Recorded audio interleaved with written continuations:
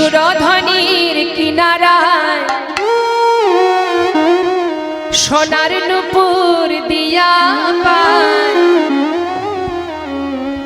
নাচে না গরি গো সুন্দর গৌরঙ্গরা ওই সুরধনির কিনারায় সোনার নুপুর দিয়া পায় নাচে না গরি গো সুন্দর গৌরঙ্গরা ওই সুরধনির কিনারায় সোনা নুপুর দিয়া পায় নাচে না গরি গো সুন্দর গৌরঙ্গরায় সুন্দর গৌরঙ্গরায় নাগরি গো সুন্দর গৌরঙ্গরা ওই সুন্দর গৌরঙ্গরায় নাগরি গো সুন্দর গৌরঙ্গরায় আহা সুরধনির কিনারায় সোনা নুপুর দিয়া পায় নাচে না গরি গো সুন্দর গৌরঙ্গরায় হরি বল হরি বল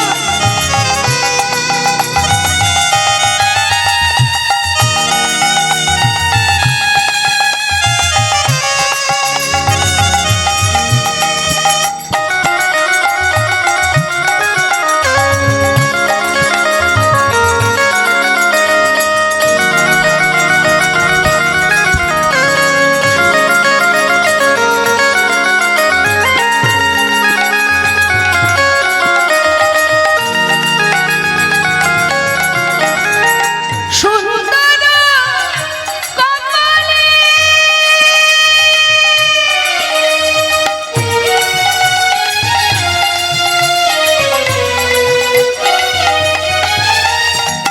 সুন্দর তিলক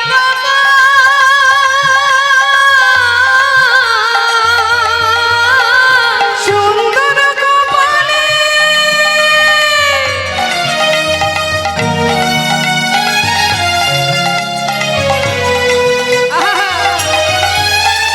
সুন্দর তিলক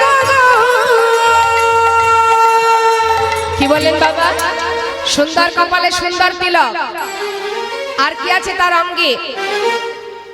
হ্যাঁ, দেখো সুন্দর একখানি নামা বলি গাই নগরী গো সুন্দর গৌরঙ্গরায় ওই সুরধনির কিনারায় সোনা নুপুর দিয়া পায় নাচে না গরি গো সুন্দর গৌরঙ্গরায়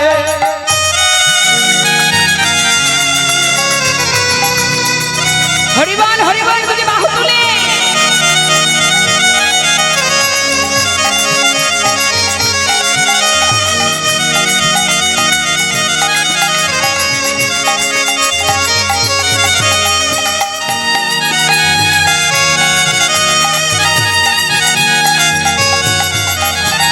সুন্দর নয়নে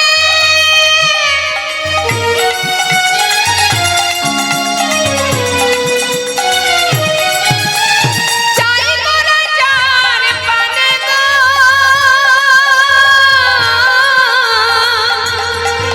ওই সুন্দর নয়নে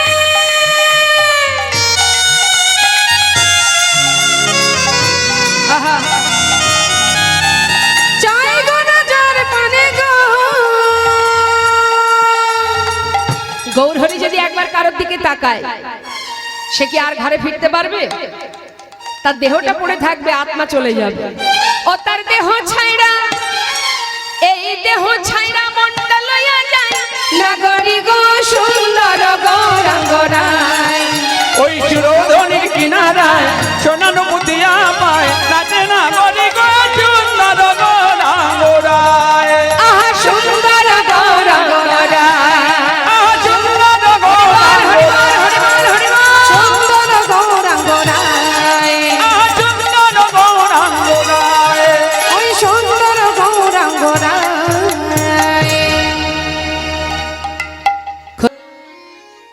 এ দক্ষিণা তুমি নিতে পারবো না, তবে তোমার যদি দক্ষিণা দেওয়ার ইচ্ছা থাকে, আমারও একটা বাসনা আছে। সেই বাসনা একমাত্র তুমিই পারবে পূর্ণ করতে। পারবে মা? আমি যা চাইবো দিতে। সন্ন্যাসী ঠাকুর বলছে, আহা, পদ্মাবতী বলছে, সন্ন্যাসী বাবা তুমি আমার কাছে কিছু চাইবে আর আমি তোমায় দেব না? যদি আমার ঘরে থাকে আমি অবশ্যই দেব। মা, যা চাইবো তাই দেবে তো? নিশ্চয়ই। আমি তো বললাম তুমি চেয়ে দেখো, যদি আমার ঘরে থাকে আমি অবশ্যই তোমায় দেব। পরে আবার না বলবে না তো? সন্ন্যাসী বাবা, এ তুমি কি বলছো? 3 সত্য করো, যা চাইবো দেবে। আচ্ছা বেশ, 3 সত্য করছি, আমি দেব দেব দেব। বল, যদি আমার ঘরে থাকে আমি অবশ্যই তোমাকে দেব। মা, পারবে পারবে তোমার প্রাণটা দিয়ে দিতে? সন্ন্যাসী বাবা, আমার প্রাণ কেন পারবো না? কি আছে দেহের মধ্যে? এই দেহের মধ্যে আছে কি? যেদিন প্রাণ পাখি উড়ে চলে যায়, এই অসার দেহটা পথে ঘাটে কত কুকুর শৃগালে ছিঁড়ে খায়। আজ যদি আমার এই প্রাণটা কোনো সন্ন্যাসীর কাছে দক্ষিণা স্বরূপ উৎসর্গ করতে পারি, আমার মানব জন্ম পাওয়াই ধন্য হবে। একবার তুমি চেয়ে দেখো, চাইবা মাত্রই তোমায় আমি দান করে দেব। মা, তোমার প্রাণ নয় মা, তোমার ভালোবাসার প্রাণ। সন্ন্যাসী ঠাকুর, আমি তোমার কথা কিছুই বুঝতে পারছি না, আমাকে একটু বুঝিয়ে বলো। ও মা, তাহলে শোনো, তোমার একমাত্র কুবেরকে যদি আমায় করো যাহা পেলে জগতে জুড়াইবে প্রাণ।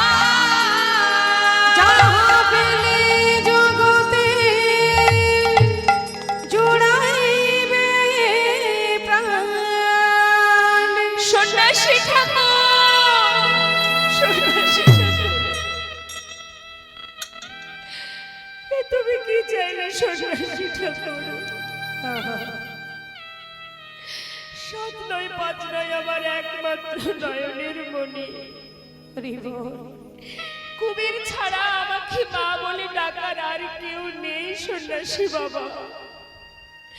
কেমন করে চাইলে তোমার মন কাঁদলো না? আমি পারবো না, এ দক্ষিণ আমি দিতে পারবো না। তুমি অন্য কিছু চাও সন্ন্যাসী ঠাকুর, আমি এ দক্ষিণা দিতে পারবো না।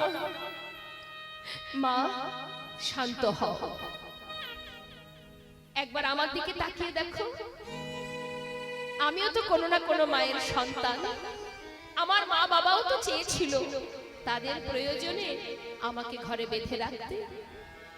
আমিও তো সেই মাকে কাঁদিয়ে, সবাইকে কাঁদিয়ে জীবের কল্যাণের জন্য, জগতের মঙ্গলের জন্য ঘর ছেড়ে পথে নেমেছি। তোমার একটি সন্তানের বিনিময়ে তুমি জগতে জননী হবে মা। বিদায় দাও। হারাই পণ্ডিত এসে বলছে, পদ্মা, আমি জানতাম এমন একটা দিন আমাদের জীবনে আসবে। আমি আমার কুবেরের কুষ্টি বিচার করে দেখেছিলাম, কুবের শুধু আমার সংসারের জন্য আসেনি, এসেছে বিশ্ব সংসারের জন্য।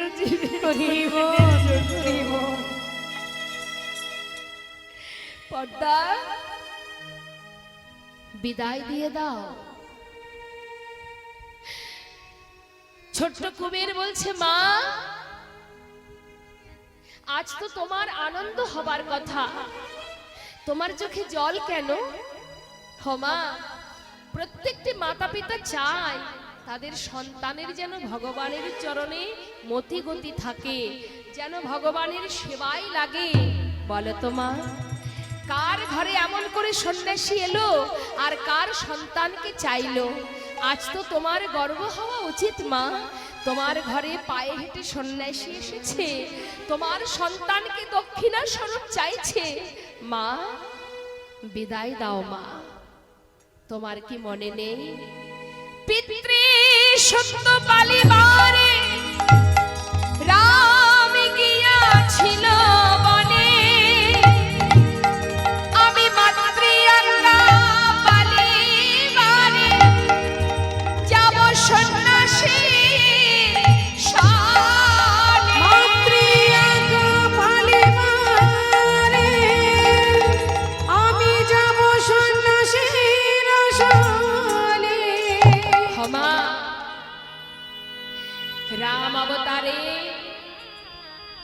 পিতার আদেশ পালনের জন্য রামচন্দ্র 14 বৎসরের জন্য বনে গিয়েছিল।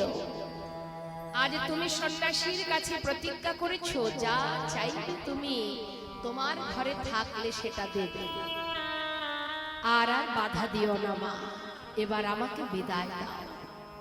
আমিও ভগবানের কাছে জানাই, জনম জনম যেন এমন মায়ের কোলে আমি আসতে পারি, এমন মায়ের গর্ভে যদি জনম পাই, তবে তো ভগবানের সেবায়, বৈষ্ণব সেবায় আমি লাগতে পারবো।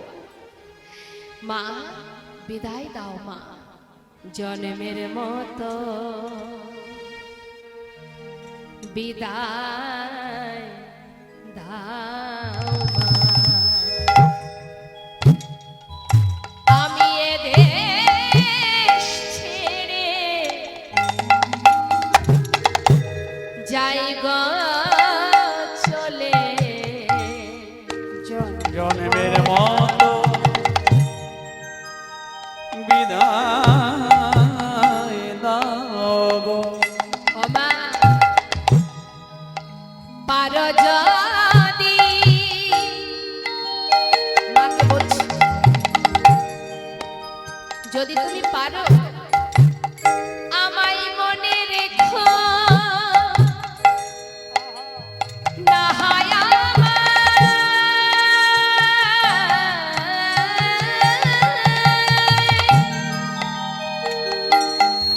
তুমি ভুলে যেও মা গো। পারো যদি আমায় মনে রেখো,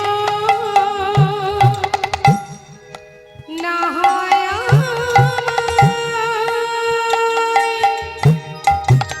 হরি বল। তুমি ভুলে যেও মা গো। মা গো, এই দেখা শেষে দেখা, এই দেখা মা গো শেষে দেখা, মা গো আর দেখা হবে না মা গো। মা গো জন্মের মতো বিদায় দাও মা, আমি এ দেশ ছেড়ে যাই গো চলে, জন্মের মতো। বিদায় দাও মা। মা এখানে অনেকেই মায়েরা আছেন, অনেকেরই সন্তান আছে, কারোর একটা, কারোর দুটো, কারোর পাঁচটা। কোন মা পারবে তার সন্তানকে চিরতরে, যদি 5 পুত্র থাকে, কোনদিন একটা সন্তানকে জনমের মতো কারোর হাতে তুলে দিতে? আজ মাতা পদ্মাবতী পেরেছিলেন বলেই আমরা নিতাই চাঁদকে সবাই পেয়েছি। বেশি দূর তো নয়, তারাপীঠ আপনারা নিশ্চয়ই যান, মাকে দর্শন করতে যান। তারপরেই তো সেই বীরচক্র, এক চক্রধাম, সেখানেই আমার মাতা পদ্মাবতী তার একমাত্র সন্তানকে সন্ন্যাসীর হাতে চিরতরে সঁপে দিয়েছিলেন। শুধুমাত্র 12 বছর বয়স বলে মাতা পদ্মাবতী আমার সন্ন্যাসীর হাতে সন্তানকে সঁপে দেওয়ার সময় একটা কথা বলেছিল, সন্ন্যাসী বাবা, সন্তান যদি ধর্মের পথে যায় তাকে ধরে রাখার ক্ষমতা আমার নেই। তার বাবা দিতে চাই, সন্তান যেতে চাই, আমি মা হয়ে বাধা দেব কেমন করে? শুধু সন্ন্যাসী ঠাকুর, আমার ছেলের বয়স শুধু 12 বছর, এখনো সে কিছু বোঝে না। আপনাদের অনেকেরই ঘরে 12 বছরের শিশু আছে। তাই সন্ন্যাসী বাবা, তোমার হাতে সন্তানকে সঁপে দেওয়ার আগে তুমি আমার একটা কথা দেবে? বলো মা। সন্ন্যাসী বাবা, ও তো 12 বছর বয়স, এখনো কিছু বোঝে না। হয়তো সারাদিন মাঠে খেলা করবে, আর খেলা খেলতে খেলতে আমার কথা মনে নাও পড়তে পারে, কিন্তু যখন সন্ধ্যা হবে তখন হয়তো আমার কুবের মায়ের কোল খুঁজবে। সন্ন্যাসী ঠাকুর, আমার কুবেরকে কোলে বসিয়ে তুমি তাকে আদর ভালোবাসা দিয়ে কৃষ্ণ নাম শ্রবণ করিও। আর একটা কথা, সন্ন্যাসী বাবা, ও যে চেয়ে খেতে জানে না, ও যে খেতে জানে না, চেয়ে খেতে জানে না, খেতে জানে না, দুধের বাছা কুবেরা, চেয়ে খেতে জানে না, দুধের বাছা কুমির আমার, চেয়ে খেতে জানে না। তুমি ওর মুখ দেখে খেতে দিও, চেয়ে খেতে জানে না। তুমি ওর মুখ দেখে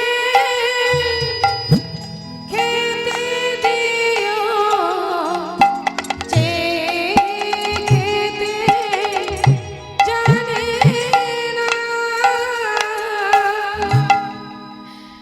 মাতা পিতার চরণে প্রণাম করে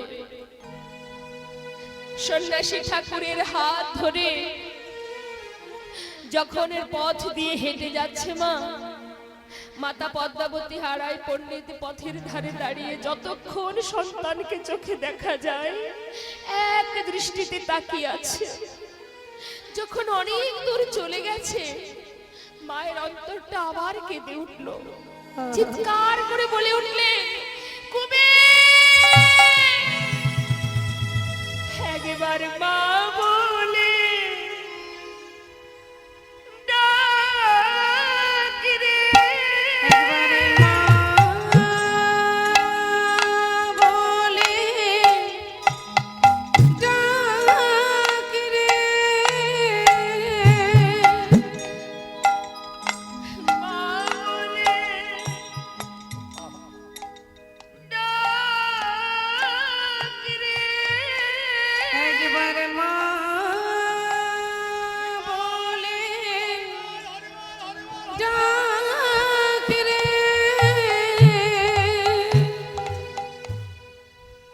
দুধের বাছা কুবের আমার, মা বলে ডাক রে। তোর চাঁদ বদনে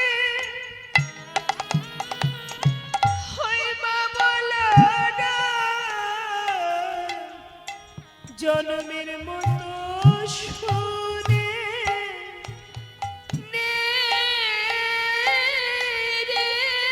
তোর চাঁদ বদনে মা বলা ডাক, জন্মের মতো শুনে নে রে। ছোট্ট কুবের মাতা পিতাকে বললেন, মা বারবার যদি ডাকো তাহলে আমি যাব কেমন করে? বিদায় দাও মা, চিরতরে বিদায় দাও। জনমের মতো প্রণাম জানিয়ে সন্ন্যাসীর হাত ধরে চলে গেল কুবের।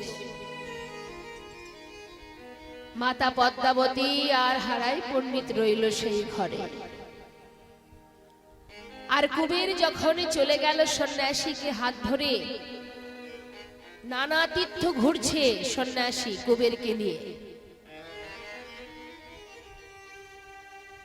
মুম্বাইতে একটি জায়গা আছে পান্ডুয়াপুর বলে, সেই পাণ্ডুয়াপুরে একটা নদী আছে যার নাম হলো ভীমা। ভীমা নদীর পাড়ে গিয়ে সন্ন্যাসী বললেন, কুবের, ওই নদী থেকে তুমি স্নান করে এসো, আমি তোমাকে কৃষ্ণ মন্ত্র দীক্ষা দেব। ছোট্ট কুবের আমার যেই না স্নান করে এলো, শ্রুতিমূলে বদনে দিয়ে সন্ন্যাসী তাকে দীক্ষিত করলেন। দীক্ষিত হবার পর কুবের আমার গুরুচরণে প্রণাম করলেন। আর যেই না প্রণাম করে মাথাটা তুলেছে, হঠাৎ দেখছে সন্ন্যাসী আর নেই। গেল কোথায়? সন্ন্যাসী ঠাকুর, তুমি কোথায় গেলে? আমি দেখতে পাচ্ছি না কেন? হঠাৎ কুবেরের অন্তর থেকে বলে উঠলেন, ভয় পেও না, আমি তোমার হৃদয়ে আছি। তবে আজ থেকে তোমার নাম আর কুবের নয়, আজ হতে তব নাম হইল নিত্যানন্দ।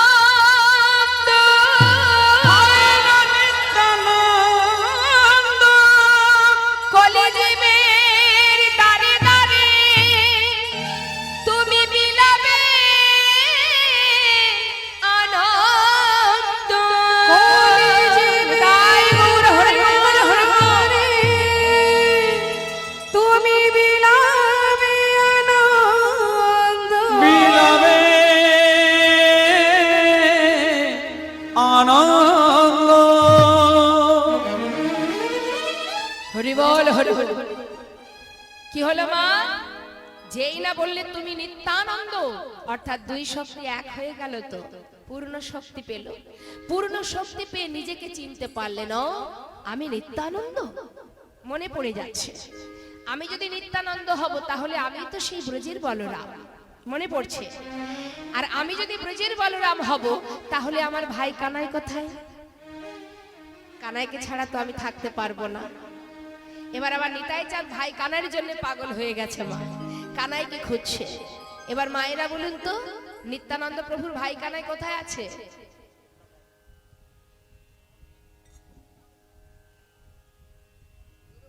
জোরে বলুন। নবদ্বীপ ধামে গৌর হয়ে, তাই না? তা এখন গৌর হরি যেমন দাদার প্রেমে পাগল, বলাই দাদার জন্য, আর এদিকে আবার নিতাই চাঁদ তিনি চিন্তা করলেন যে কানাই ছাড়া আমি থাকতে পারবো না। পঞ্চভাবে ভাইকে সেবা দিতেন বলরাম। তা আজ নিতাই চাঁদ চিন্তা করছে, আমার কোথায় আছে আমার কানাই? যেখান থেকে হোক আমার কানাইকে খুঁজে বের করতে হবে, কানাইকে ছাড়া আমি থাকতে পারবো না। তাই নিত্যানন্দ প্রভু এবার কানাই কানাই কানাই বলতে বলতে নানা তীর্থ আবার ঘুরছে মা। গয়া, কাশী, প্রয়াগ, মথুরা, দ্বারাবতী, নরনারায়ণের আশ্রম, গেলা গেলা মহামতি, সমস্ত জায়গা ঘুরছে। ঘুরতে ঘুরতে এসে পৌঁছালো কোথায়? এই মতো যত তীর্থ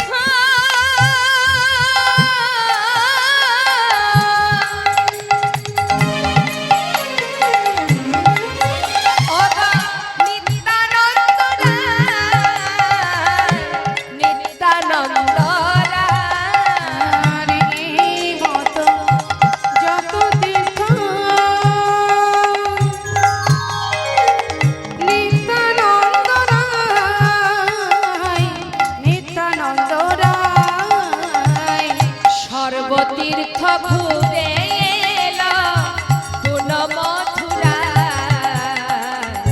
পুন মথুরা।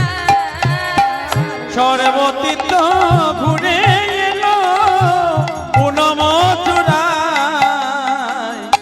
পুন মথুরা। মথুরা এসেছে মা। মথুরা এসে মথুরাবাসিনীকে ডাকছে, ও মথুরাবাসিনী, তোমরা এই মথুরায় থাকো তো? বলছি শোনো না, তোমরা বলতে পারো এখানে আমার কানাই কোথায় আছে? মথুরাবাসিনী বলছে, ও ঠাকুর, কানাই কি মথুরায় থাকে? কানাই তো থাকে বৃন্দাবনে। বৃন্দাবনে? বাবা বা। ও মথুরাবাসিনী শোনো না, আরেকটা কথা বলবে কি? বলো না মথুরাবাসিনী, আমার ভাই কানাই তো বৃন্দাবনে আছে, তো আগে যা যা করতো এখনো কি তাই করে? ঠাকুর, তুমি কার কথা বলছো? আমাদেরকে একটু বুঝিয়ে বলো। বুঝতে পারছো না? শোনো তাহলে। নিত্যানন্দ প্রভু বুঝিয়ে দিচ্ছে মা। মথুরাবাসীর কাছ থেকে ভালো করে জেনে নিচ্ছে যাতে তাড়াতাড়ি ভাইকে খুঁজে পাওয়া যায়। বলছে, ও মথুরাবাসিনী, আমার ভাই কানাই আগে মাঠে যেত, ধেনু চড়াতো, তাই না? বাঁশি বাজাতো, এখনো কি তাই করে? জিজ্ঞাসা করছে কেমন ভাবে, এখনো কি বৃন্দাবনে, জিজ্ঞাসা করছে বাঁশি বাজে বাজে রে, এখনো বৃন্দাবনে বাঁশি বাজে বাজে রে, এখনো কি বৃন্দাবনে বাঁশি বাজে বাজে, এখনো কি বৃন্দাবনে, আহা, ও সেই বাঁশির সুরে, কি বলছে মা? ও মথুরা বাসিনী বলো না, এখনো কি বৃন্দাবনে বাঁশি বাজে? আবার বাঁশির সুরে বলে বাঁশির সুরে বনে বনে, বাঁশির সুরে বলে বাঁশি বাঁশির চুলে বনে বনে, ময়ূর নাচে রে, এখনো হরিবল হরিবল হরিবল, বাঁশি বাজে বাজে রে, এখনো কি বৃন্দাবনে বাঁশি বাজে বাজে, এখনো কি বৃন্দাবনে, এখনো কি ধেনুগুলি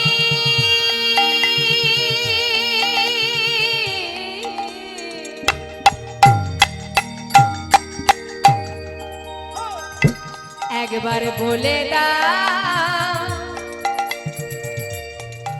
ওহে মথুরা বাসী, আমার ভাই কানাই কোথায় আছে? এখনো কি ধেনুগুলি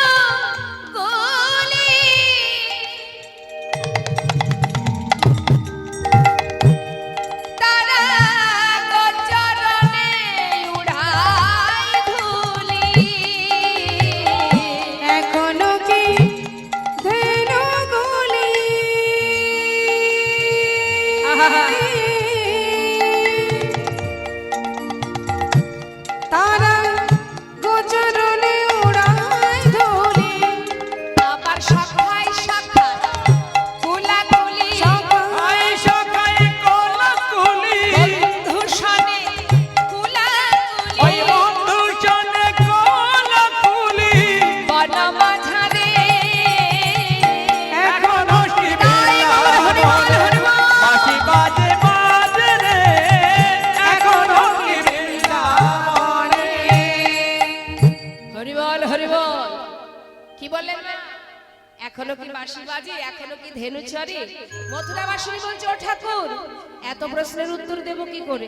আমরা তো জানি না। তুমি এক কাজ করো, নিজে গিয়ে দেখে এসো তোমার ভাই মাঠে ধেনু চড়ায় না কি করে, আমরাও তো জানি না। হরে কৃষ্ণ। ঘুম আসছে? কটা বাজে এখন? 6টা বাজে না?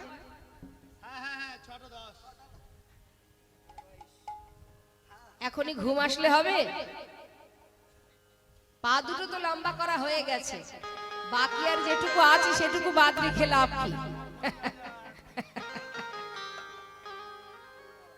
কীর্তন দেখুন আজকে এত ভালো লাগছে, কত সুন্দর সমস্ত ভক্তরা বসে আছে, এত সুন্দর শান্ত পরিবেশ, একদম নির্জন নিরিবিলিতে আমরা কীর্তন আস্বাদন করছি, ভালো লাগছে। আপনারা এত সুন্দরভাবে লীলা কথা আস্বাদন করছেন, কিন্তু তার মধ্যে কয়েকজন আছে ঘুমাচ্ছে, সুযোগ পেয়েছে ঘুমানোর। কি গো মা, ঘুম হচ্ছে কলির এক মেয়ে। দাঁড়াও দেখি, ওই গল্প শুনবেন? গল্প কীর্তন তো প্রতি বছরই হয়, একটু গল্পই করি নিয়ে আপনাদের সঙ্গে। হ্যাঁ শুনবেন? তাহলে ঘুম কেটে যাবে। দেখুন আমার অনেক মায়েরা আছে খুঁটিতে হেলান দিয়ে বসেছে, মানে কীর্তন শুনতে এসে চিন্তা করে খুঁটি কোথায় আছে, হেলান দিতে পারলে বেশ। খুঁটিতে হেলান দিলে আর কথাই নেই, একটু পরে ঘুমই চলে আসবে। তা কষ্ট না করলে তো আর ফল পাওয়া যাবে না, কর্ম করলে তবেই ফল পাওয়া যায়। তাহলে শুনুন একটা গল্প বলি, হ্যাঁ শুনুন। ঘুমালে কি হবে? এখন এই যে এত দূর দূরান্ত থেকে আপনারা কীর্তন শুনতে এসেছেন, এখানে কিন্তু আমরা তো কলির জীব। তা এই যে কলিটা পরিচালনা করছেন যিনি মহারাজ, কলি মহারাজ, তার 4টে কন্যা আছে। এখন এই 4 কন্যা দেখছে বাবা গালে হাত দিয়ে কি একটা চিন্তা করছে। তখন 4 মেয়ে জিজ্ঞাসা করছে, বাবা তুমি কিছু ভাবছো? তখন বাবা বলছে, হ্যাঁ রে মা, আমি বড় চিন্তায় পড়েছি। কি হয়েছে? বলছে শোন, ওই দেখ দলে দলে সবাই যাচ্ছে কীর্তন শুনতে। তা সবাই যদি কীর্তন শোনে তাহলে কি হবে? সবার পাপ দূর হয়ে যাবে। হ্যাঁ, তাহলে পাপ তাপ যদি দূর হয়ে যায় তাহলে কি হবে? সবাই তো পুণ্য অর্জন করবে। এবার যখনই পুণ্য অর্জন করবে সবাই তো স্বর্গে চলে যাবে। তাহলে আমার এই জমিদারি চলবে কি করে? কলির রাজত্বটাকে তো ঠিকঠাক চালাতে হবে। পাষণ্ড জীব না হলে, কলির জীব না হলে তো হবে না। যদি কেউ ধর্মকর্ম করে, কেউ যদি ভালো কাজ করে তাহলে তো স্বর্গে চলে যাবে। আমার রাজত্ব কি চলবে? তখন 4 মেয়ে বলছে, চিন্তা করো না, আমরা তো 4টে মেয়ে আছি, আমরা গিয়ে ঠিক এমন কাজ করব তোমার এই রাজত্ব গড় গড় করে চলবে। তা কি করবি তোরা? বলছে ওরা যেমন গেছে ওদের সঙ্গে আমরাও যাব, কিন্তু আমরা তো আর কীর্তন শুনতে যাব না, আমরা যাব আমাদের কাজে। তো যারা কীর্তন শুনবে, হ্যাঁ যারা কীর্তন শুনবে তাদের কাছে তো আর যেতে পারবো না, কিন্তু যারা কীর্তন শুনতে বসে একটু অন্যমনস্ক হবে, আন দিকে আন কথা চিন্তা, অন্যদিকে মন যাবে, বড় মেয়ে বলছে সবার আগে গিয়ে আমি তার ঘাড়ে চেপে বসবো। এখন এই 4টে মেয়ের নামগুলো আগে বলে দিই। হ্যাঁ, বড় মেয়ের নাম কি? বড় মেয়ের নাম কি? ঝিমঝিমানি। মেজ মেয়ের নাম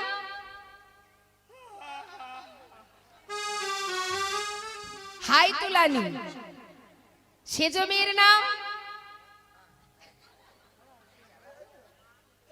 হ্যাঁ ঠ্যাং মেলানি। আর ছোট মেয়ের নাম ঘুম পড়ানি। এখন বড় মেয়ে বলছে সবার আগে আমি যাব। দেখবেন প্রথমত ঘুম আসলে কি হয়, একটু ঝিমঝিম আসে না?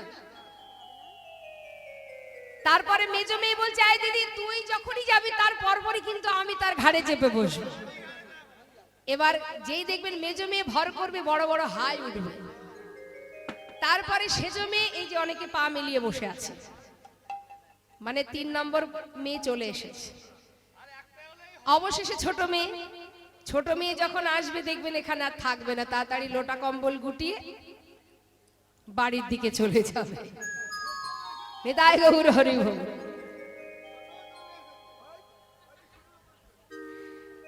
তা ঘুমালে হবে? ঘুমালে কি হবে?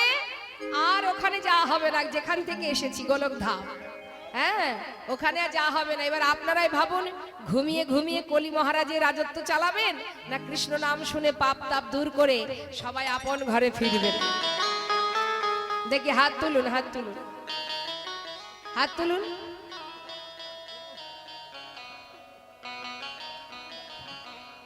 প্রত্যেকে, বিশেষ করে মায়েরা, দেখি কার কার হাত আছে, আর যার নেই তার তোলার দরকার নেই।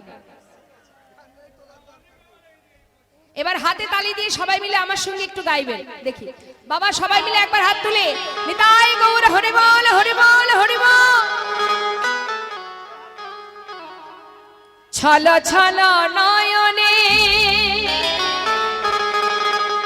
হাসি মাখা বদনে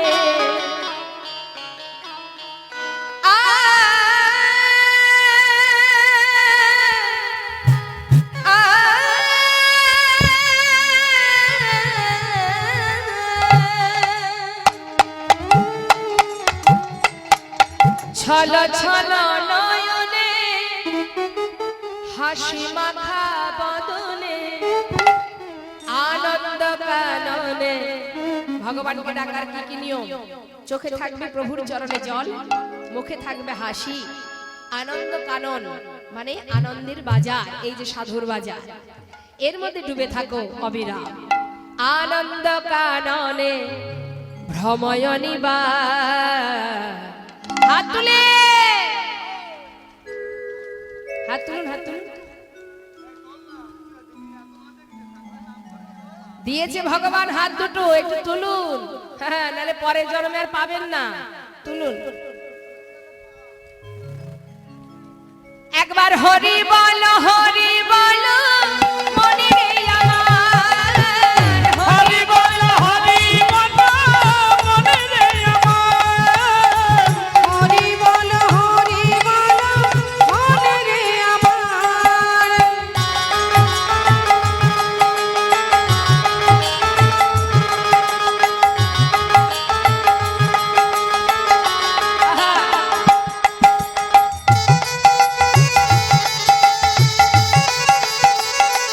হরি বল হরি বল হরি বল।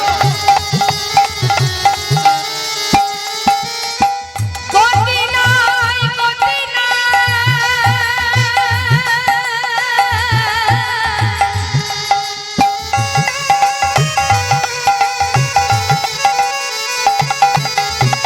গতি নাই, গতি নাই, এই হরি নাম ছাড়া বদন ভরিয়া না হয়ে আত্মহারা।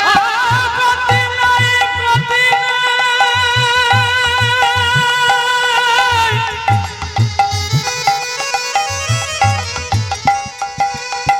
গতি নাই, গতি নাই, এই হরি নামে চলে নমন ভরিয়া গাও হয়ে আত্মহারা। হরি বল। মনে রে ওরে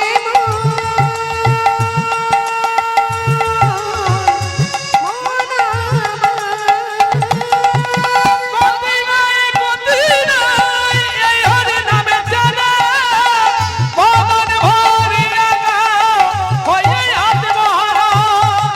ওই দেখো শ্মশানে কিবা রাত্রি দিনে, ওই দেখো শ্মশানে কি বারাতি দিলে। ওই দেখো শ্মশানে দিবারাত্রি দিনে পুরিতেছে মানুষে কত অহংকার। হরি হরি বল